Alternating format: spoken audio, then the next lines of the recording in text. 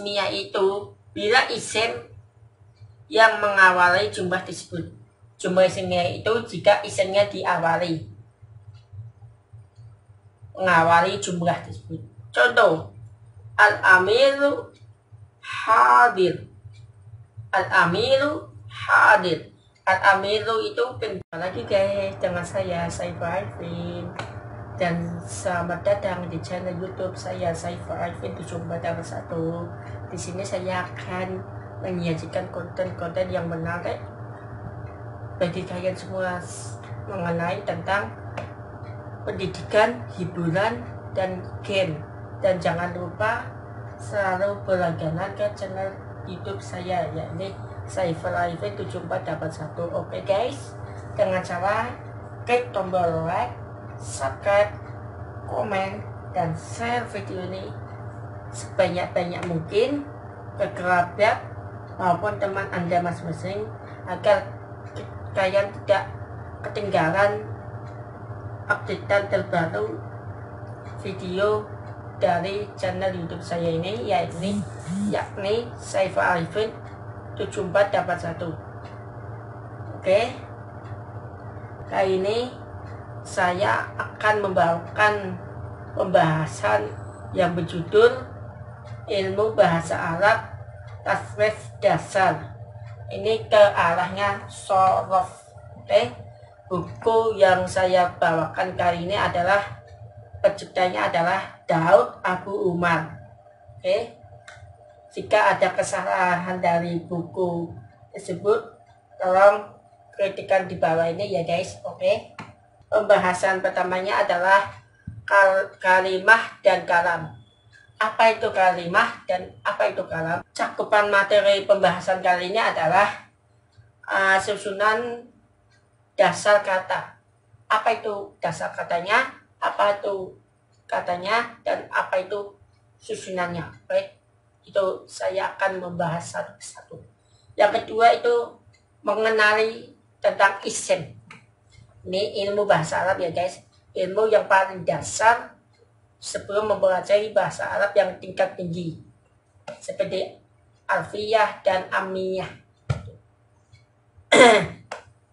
Yang ketiga mengenali fi'il.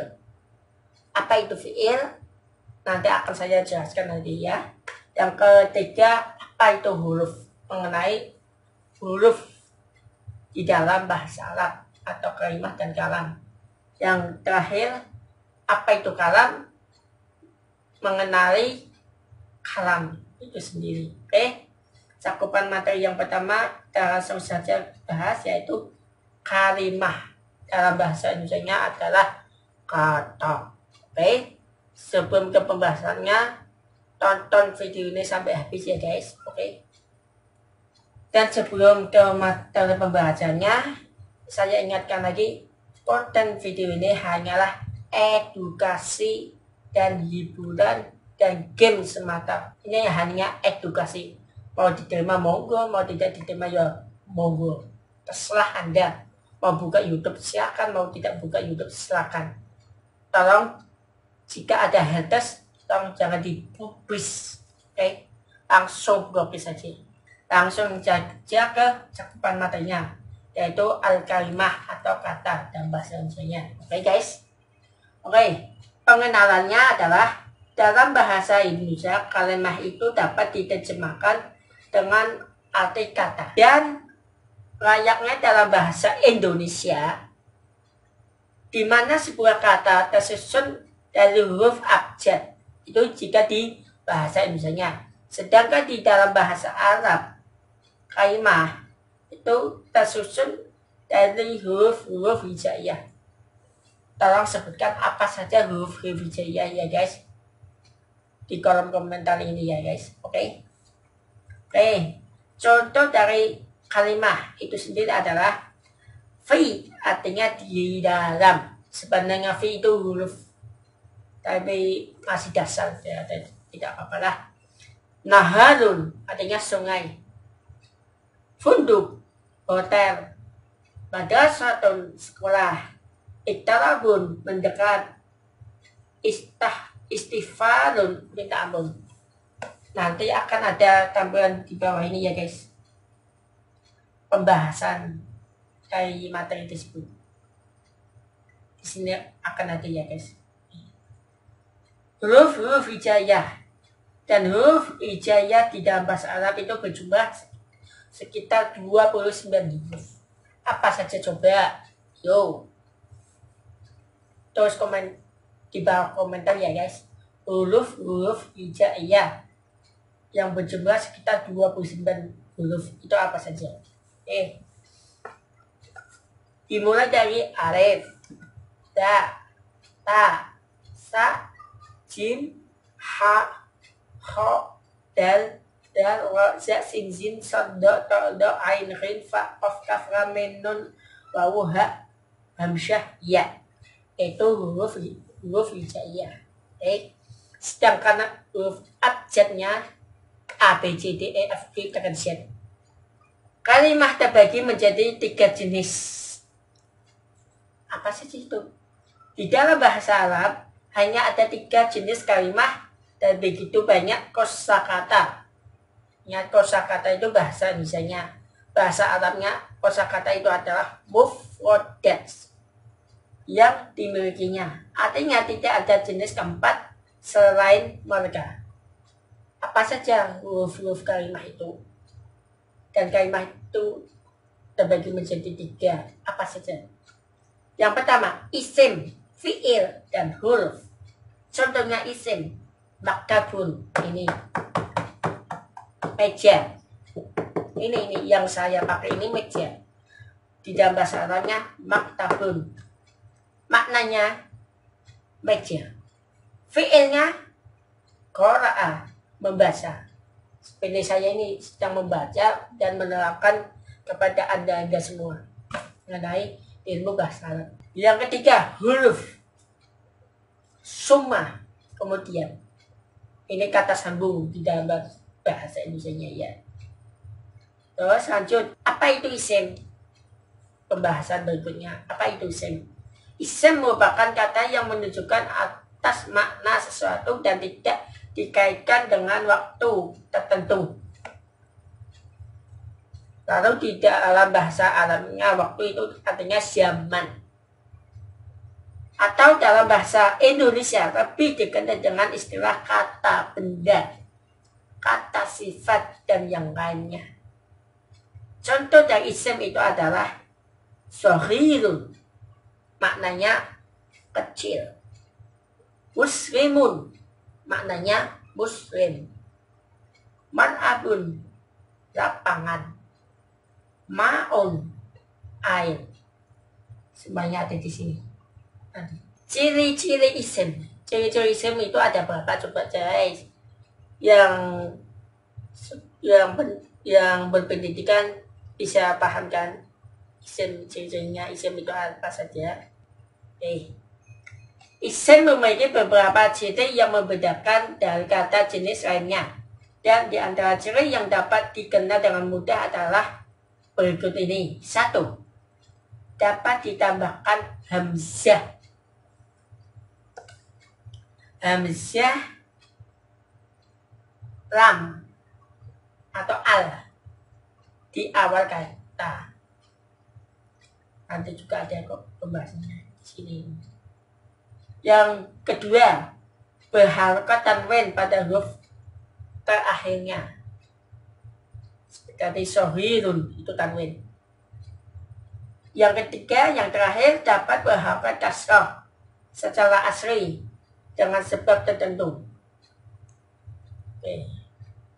Contoh-contohnya juga akan saya berikan nanti samping ini. Contoh penerapan atau aplikasi kata isim dan fi'il.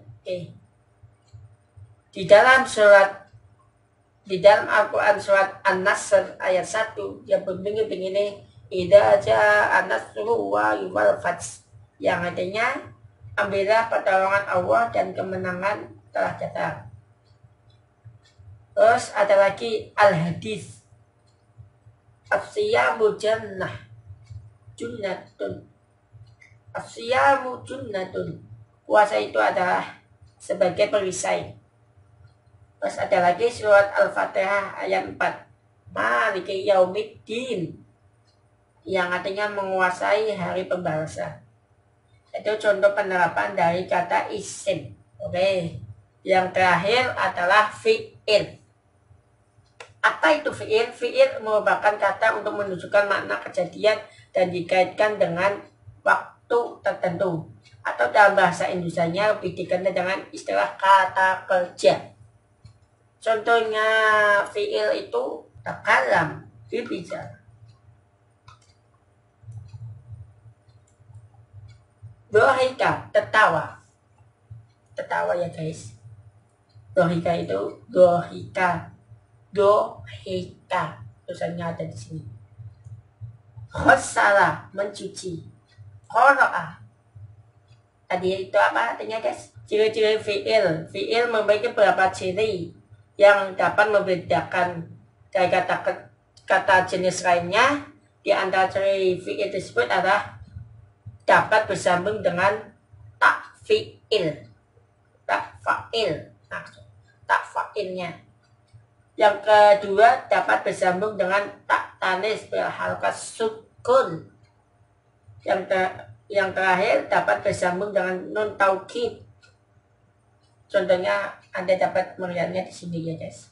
Katab tu, katab ta, katab tats, yaktubanna, uktub. Contoh-contohnya seperti itu. Contoh penerapan atau aplikasi dari kata kerja atau fi'il. Di dalam surat Az-Zumar ayat 65, tolong bacakan di sini itu ada ya guys. La in asrakta la yahbatanna amaluka. Sungguh jika engkau berbuat syirik, saya hapus amalmu. Itu Al-Quran surat Az-Zumar ayat 65. Terus ada lagi, idza samsuku wirat, apabila matahari digulung. Quran surat At-Takwir ayat 1.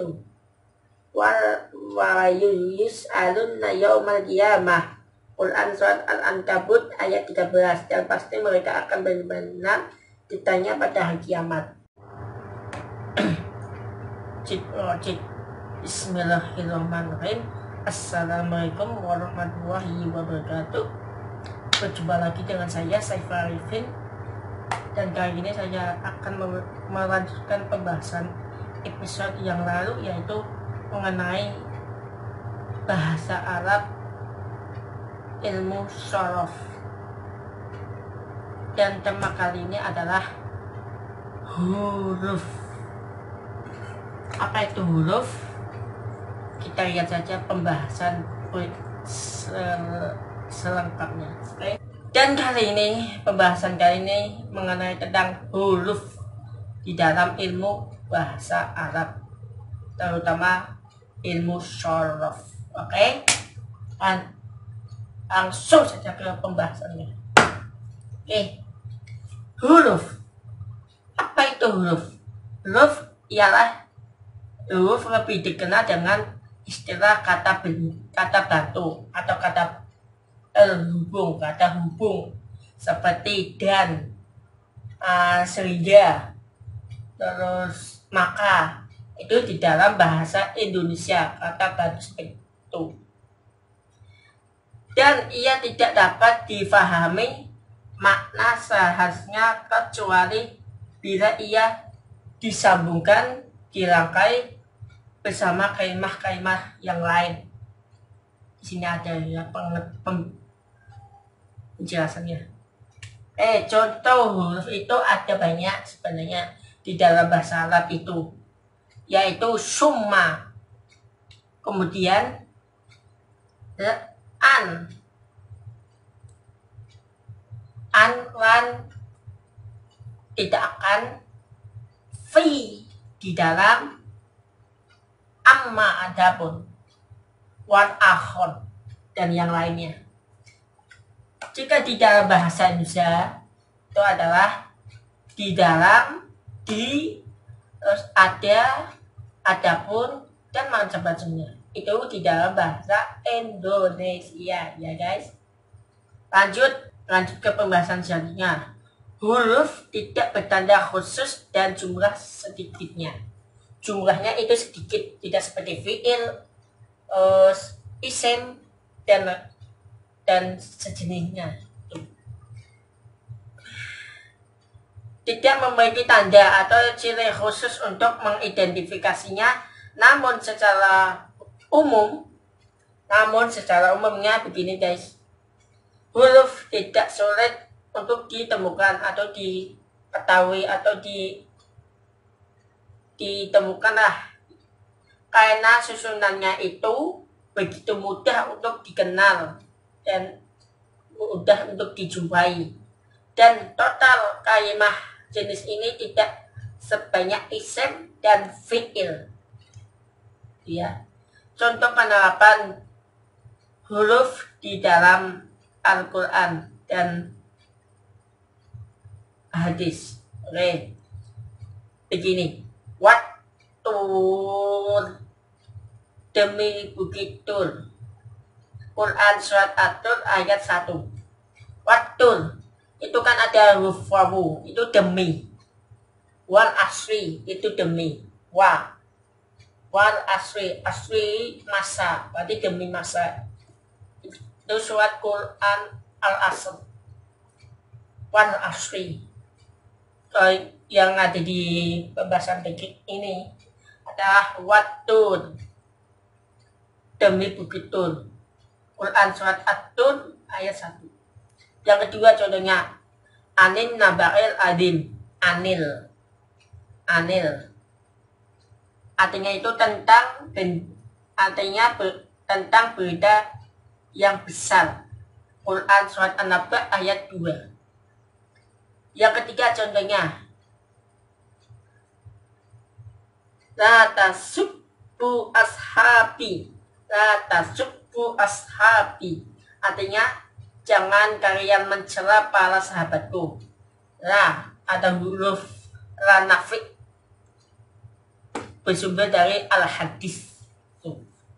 Itulah beberapa contoh penerapan dari kata huruf atau kata bunda atau kata bantu atau kata hubung jika di dalam bahasa Indonesia ini ya guys.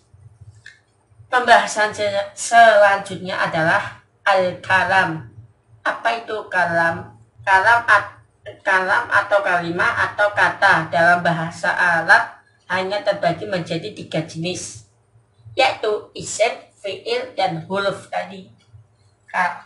Kalam itu ya tadi isim, fi'il, huruf, itu saja, tidak ada yang lain. Maka kalam adalah rangkaian dari jenis-jenis kalimat tersebut sehingga menjadi kalimat sempurna atau mufidah. Lafaz mufidah, nanti akan saya jelas apa itu mufidah atau susunan kalimatnya di pembahasan selanjutnya,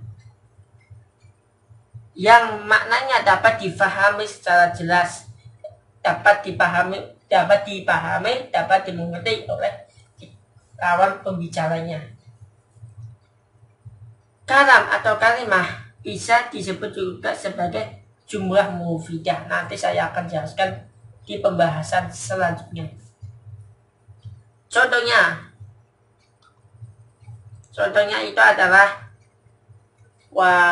Zaidun yanamun, artinya Zaid sedang tidur.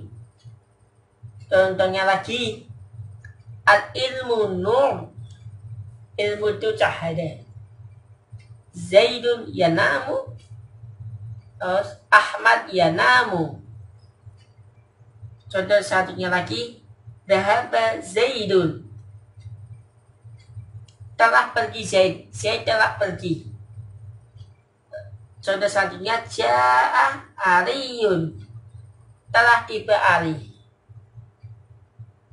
Pembagian jumlah mufidah. Pembagian jumlah mufidah itu ada 2 guys, jumlah ismiyah dan jumlah fi'liyah. Jumlah ismiyah itu bila isim yang mengawali jumlah tersebut. Jumlah isimnya itu jika isimnya diawali, mengawali jumlah tersebut. Contoh, al-amiru hadir. Al-amiru hadir. Al-amiru itu pimpinan. Hadir itu datang. At-talibu yajlisu. Artinya siswa itu sedang duduk. At-talib itu artinya siswa. Al-qamaru munirun. Al-qamar munirun artinya bulan itu bercahaya. Al-qamar itu bulan, isen, kata benda. An-najjaru tuwaffiya. An-najjaru tuwaffiya artinya tukang kayu itu wafat atau meninggal. Berarti an-najjaru tukang kayu itu nama orang atau pekerjaannya. Sedangkan jumlah fi'liyah, bila fi'il itu berada di awal jumlah tersebut, contohnya begini. Hadartu Zainabu. Telah hadir Zainab. Hadartu Zainabu. Hadara yuhadiru fi'il ya. Yajlisu al-abu, sedang duduk si bapak. Yajlisu itu jalasa yujalisu fi'il. Afaqa ar-rajulu, telah sadar lelaki. Afaqa itu fi'il ya. Uktu bisa diawali dengan kata larangan, an-nahi. Uktu, tulislah, kata perintah. Kata ba, yuktib, juga fi'il. Oke, pembahasan selanjutnya adalah mengenai tentang harokat, wazan dan mauzun. Wazan muktabar, mengenal shighoh, mengenal domir, di antara pembagian isim, sharaf dan urgensinya. Itu pembahasan di video selanjutnya ya guys. Sekian dulu dari saya. Jika ada kata-kata yang dapat menyinggung perasaan Anda semua, mohon maaf. Saya tidak bermaksud untuk menyinggung, apalagi ini hanya sekedar edukasi buat kalian semua. Jika mau ambil ya silakan, ya tidak mau ambil ya juga silakan. Jadi intinya tolong terus dukung channel YouTube saya ini, oke? Sekian dulu dari saya. Assalamualaikum warahmatullahi wabarakatuh. See you dan goodbye.